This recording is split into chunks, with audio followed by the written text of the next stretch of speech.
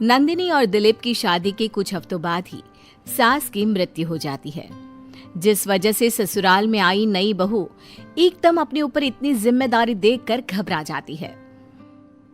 मुझे घर गृहस्थी के बारे में कुछ नहीं पता, सब कुछ कैसे संभालूंगी? मैं तो किसी रिश्तेदार को ठीक से जानती तक नहीं। अगर कहीं कोई गलती हो गई तो लोग क्या कहेंगे?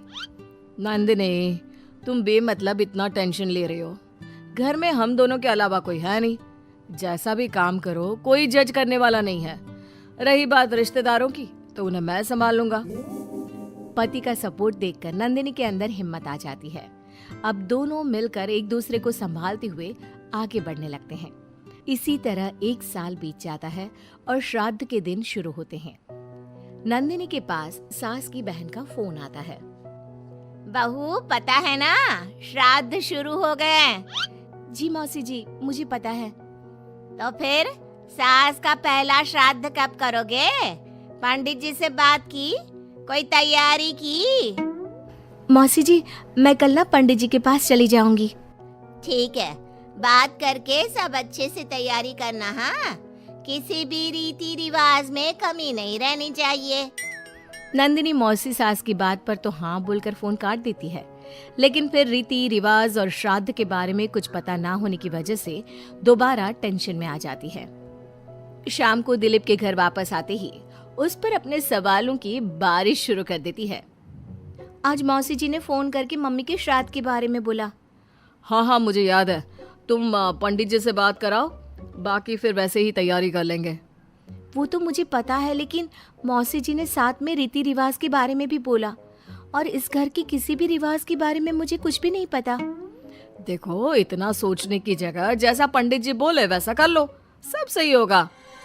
अगले दिन दिलीप के ऑफिस जाते ही नंदिनी घर के बाकी सब काम छोड़ पंडित जी के पास जाती है, जो उसे श्राद्ध करने की तारीख के साथ क्या और कैसे करना है सब कुछ अच्छे से समझा देते हैं। घर वापस आते ही नंदिनी मौसी सास को फोन करती है। मौसी जी, 2 दिन बाद मम्मी का श्राद्ध रखा है। ठीक है, आ जाऊंगी। और पहला श्राद्ध है, इसलिए पूरे परिवार को बता देना। सब साथ में पूजा करेंगे तो दीदी को अच्छा लगेगा। मौसी के कहे मुताबिक नंदिनी सबको इन्फॉर्म कर पूजा की तैयारियों में लग जाती है। 2 दिन बाद पूरा परिवार उनके घर इकट्ठा होता है और देखते ही देखते सबके बीच गृह युद्ध शुरू हो जाता है, जिससे नंदिनी और दिलीप की परेशानी कम होने की जगह बढ़ जाती है। तुमने तो बोला था कि परिवार इकट्ठा होगा, सबके साथ काम कैसे निपट जाएगा पता भी नहीं चलेगा। यहाँ तो मुझे ऐसा कुछ होता नहीं दिख रहा। हाँ, क्योंकि हमें ज्यादा कुछ पता नहीं और परिवार तो यहाँ आ चुका है, इसलिए जो भी है अब इनके वापस जाने तक तो हमें सहना ही पड़ेगा। रही बात काम की, तो मैं हूं ना। तुम ना बस परिवार संभाल लो, काम मैं देख लेती हूँ। दिलीप परिवार वालों की गुत्थम गुत्थी और मामला संभालते हुए सबको शांत करता है, जिसके बाद सब पूजा करने बैठते हैं। बोलो भला, श्राद्ध वाले दिन इंसान की पसंद का खाना बनता है और भाभी को खीर जान से ज्यादा पसंद थी, पर बहू तुमने तो वो बनाई ही नहीं।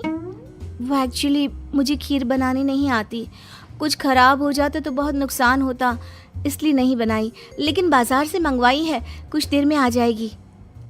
ऐसी तो आजकल की लड़कियां हैं जिन्हें सास की खुशी से ज्यादा नुकसान की चिंता है, जो खीर तक बाजार से मंगवाती है।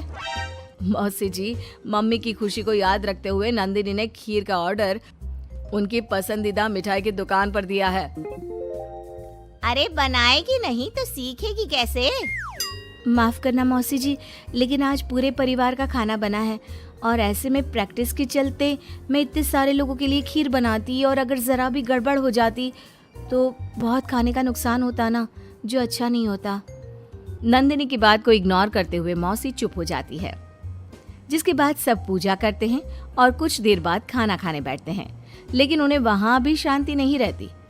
वो कभी खाने में कमी निकालना तो कभी किसी चीज की फरमाइश करना शुरू कर देते हैं। आखिर ये लोग माँ के श्राद्ध की पूजा के लिए आए हैं या बस ये गलत है, ये वैसा क्यों है, ये ऐसा क्यों नहीं, ये चाहिए, वो अच्छा नहीं, ये सब बोलने के लिए? मुझे तो समझ में नहीं आ रहा, यहाँ श्राद्ध की पूजा हो रही है या इनकी पार्टी। जिस हिसाब से कमियां निकाल कर भी उंगलियां चाट चाट कर खा रहे हैं ना, इनकी तो पार्टी ही लग रही है। बस भगवान करे अब और कोई ड्रामा ना हो। दोनों पति पत्नी इसी उम्मीद के साथ मेहमानों को खाना परोसते रहते हैं। कुछ देर बाद ही मौसी सास का चिल्लाना शुरू हो जाता है। हे भगवान, सब इधर आओ। ये देखो, दीदी की तस्वीर के आगे रखी पूजा की पूड़ी पर चींटियां घूम रही है। बहू, तूने दीदी की मनपसंद खीर पूजा में नहीं रखी ना, इसीलिए नाराज हो गई हमारी दीदी। मौसी, आप सबके मन में इस तरह के अंधविश्वास मत भरो। अरे उन्होंने कुछ गलत नहीं बोला। पहले तेरी पत्नी ने घर आते ही हमारी भाभी को ऊपर पहुंचा दिया और अब उनकी आत्मा को भी शांति से नहीं रहने दे रही। इसी के साथ एक एक कर घर में सब अपनी राय देने लगते हैं, जो कुछ ही देर में एक बड़े मुद्दे का रूप ले लेता है, जिसमें सबकी बात और इल्जाम घूम फिर कर नंदिनी या दिलीप पर ही आते हैं। बस करो, आखिर आप लोग हमसे चाहते क्या हो? खुद तो एक दिन भी लड़ाई किए या किसी पर इल्जाम लगाए बिना रह नहीं सकते, तो फिर किस हक से दूसरों को बुरा बोल रहे हो? वो बेचारी जिस दिन से इस घर में आई है सबको खुश करने की कोशिश करती रहती है, लेकिन आप सब उसे टारगेट करने के अलावा कुछ नहीं करते।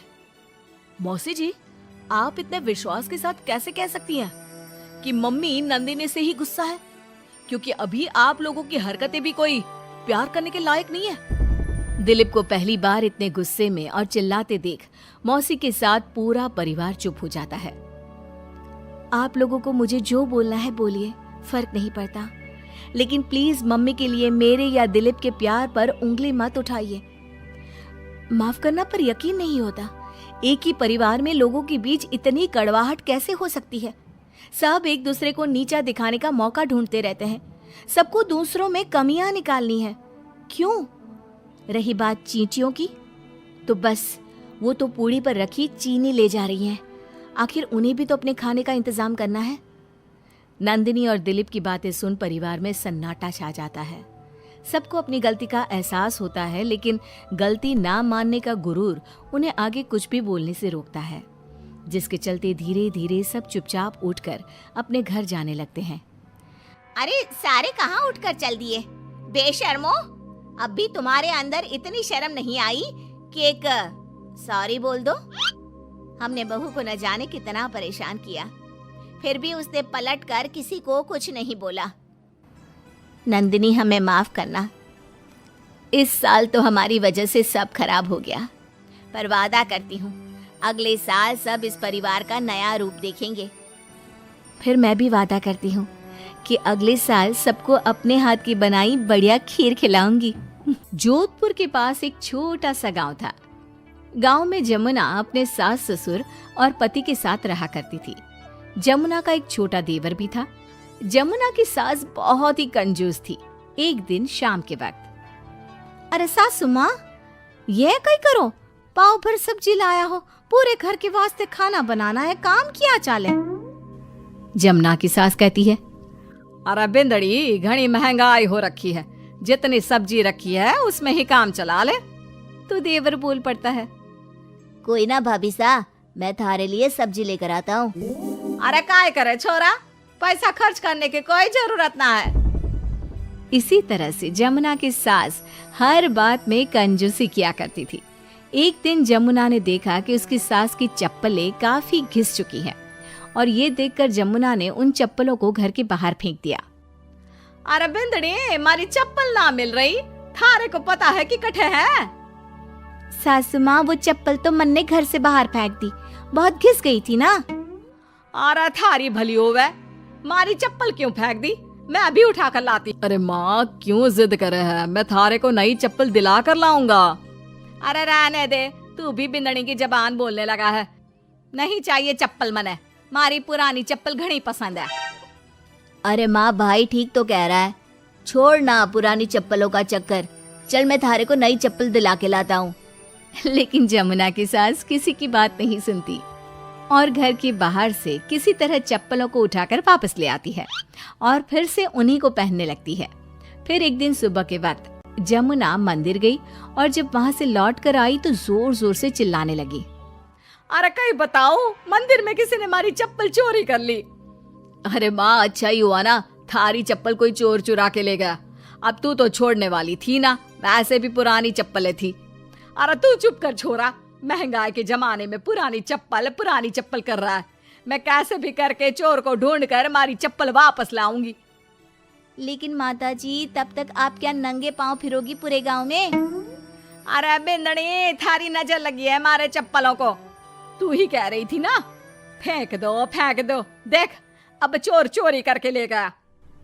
उस दिन के बाद जमुना की सास नंगे पांव ही गांव में घूम घूम कर अपनी चप्पलें ढूंढने लगी।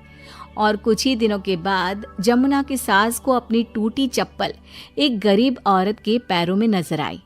पकड़ लिया, अरे पकड़ लिया, तूने हमारी चप्पल चुराई ना, अब मैं थारे को छोड़ूंगी नहीं। अरे माँ जी, मंदिर में पड़ी थी, पुरानी चप्पल है, मारे को लगा किसी के काम की ना है, इसलिए उठा ले आई। अरे पहनने दो ना मारे को। आई बड़ी पुरानी चप्पलों वाली, एक तो हमारी चप्पल चुरा ली, ऊपर से आंखें दिखा रही है। चल वापस दे चप्पल। तभी छोटा बेटा वहां पहुंच जाता है और अपनी माँ को इस तरह देखकर कहता है, अरे माँ क्या कर रही है, अच्छा ना लगे, छोड़ दे, बेचारी गरीब औरत है। मैं कह रहा हूँ ना, मैं थारे को नई चप्पल दिला कर लाऊंगा। ना बेटा, चप्पल तो मैं यही वाली पहनूंगी। ऐसा कहकर जमुना की सास ने उस गरीब औरत से वो चप्पलें छीन ली। इतने पैसे वाली होकर मुझ गरीब से टूटी चप्पल भी छीन ली। अरे भगवान भला करे थारा। जमुना की सास की जिद के आगे किसी की एक ना चली और उसने फिर से वही पुरानी चप्पल पहनना शुरू कर दिया। एक दिन जमुना का पति बिना अपनी माँ को बताए उनके लिए सुंदर जूतियां लेकर आ गया और उसने वही जूतियां लाकर अपनी पत्नी जमुना को दिखाई। देख जमुना, माँ के वास्ते कितनी सुंदर जूतियां लाया हूँ, माँ देखेंगी तो खुश हो जाएंगी। आप तो जूतियां ले आए हो, लेकिन सासू माँ ये जूतियां पहनेंगी ना, वो तो अपनी पुरानी चप्पल ही पहनने वाली है। अरे जमुना, एक बार चलकर माँ को देते हैं ना ये जूतियां, क्या पता पहनने को राजी हो जावे। माँ देख तो, थारे वास्ते मैं कितनी सुंदर जोधपुरी जूतियां ले आया हूँ। अरे ये क्या करे छोरा, इतना पैसा खर्च करने की क्या जरूरत है, मारे को ना चाहिए इतनी महंगी जूतियां, तू वापस देकर आ जा। जमुना और उसके पति के बार बार कहने पर भी जमुना की सास नई जूतियां नहीं पहनती। जमुना नई जूतियों को उठाकर अलमारी के अंदर रख देती है, क्योंकि दुकान वाला भी अब उनको वापस लेने को तैयार नहीं था। कुछ दिनों के बाद एक दिन सुबह के वक्त अचानक से जमुना की सास की जोर जोर से चिल्लाने की आवाज आती है। आवाज सुनकर जमुना, उसका पति और देवर तीनों दौड़कर घर के आंगन की तरफ आते हैं और वहां पर देखते हैं कि जमुना की सास आंगन में जमीन पर गिरी हुई पड़ी थी। अरे माँ, ये क्या हो गया? अरे मैं तो आंगन में गिर गई। अरे सासू माँ, आप गिर गई कैसे? चोट तो ना लगी ना थाने? अरे बिंदड़ी, कहीं बताओ, पैर में बहुत जोर का दर्द हो रहा है। अरे सासू माँ, थारे पैर में तो सूजन आ गई, लगता है जोर की मोच लगी है। माँ, ये सब थारी जिद की वजह से हुआ है। सारे घर वाले थारे से कह के थक गए कि पुरानी चप्पल छोड़ दे। भाई तो थारे लिए नई जूतियां भी ले आया, फिर भी तू ना मानी। हाँ देवर जी, आप ठीक कह रहे हो सकता है अब सासू माँ को हमारी बात समझ में आ जावे। अरे आ गई, बात समझ में आ गई, अच्छी तरह आ गई। पैर में बड़े जोर का दर्द हो रहा है, अब मारे को सारी बात समझ में आ गई। ला बेटा, जल्दी से नई वाली जूतियां ले आ, आज से ना मैं वही पहनने वाली।